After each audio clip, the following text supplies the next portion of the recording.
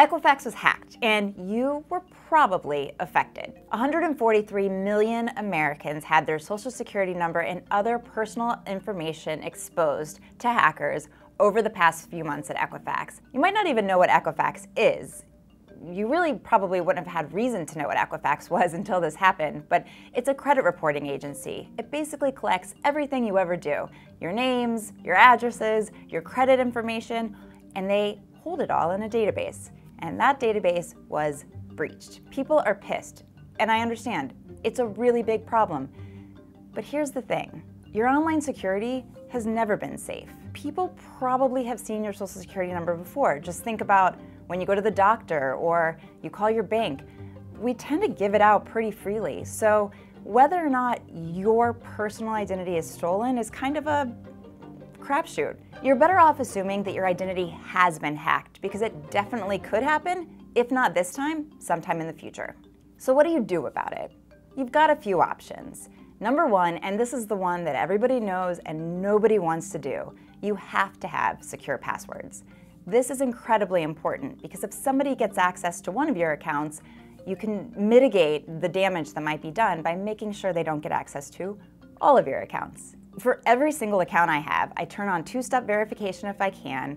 My password is a completely random string of numbers and letters and characters that I store in one of those password management systems like LastPass. You've probably heard that you should freeze your credit or set up a fraud alert. And yeah, maybe you should do that. The thing is, it takes a lot of work, and not everyone is gonna end up having their identity stolen. So that's the sort of step you can take if or when someone tries to open a new account in your name. People are gonna disagree with me. A lot of people think you should do this, and maybe you should, but it's a lot of work. It's gonna take time, and there's no guarantee your identity is getting stolen anyway. So if you don't really want to do that, just know that you're taking the risk that it could be a bit of a nightmare later. So if you decide you want to set up a fraud alert, you have to call one of the credit bureaus. There's three: Equifax, Experian, and TransUnion. The phone call itself isn't too hard, but you will have to mail in supporting documents after the fact. Things like your driver's license or other identifying information so that they know it's really you who put the fraud alert and not some random other person. In the future, when you need credit, whether you need a new credit card or you're trying to buy a home, you're gonna have to go through extra steps to prove that it's you. That's the whole point of doing one of these fraud alerts or credit freezes.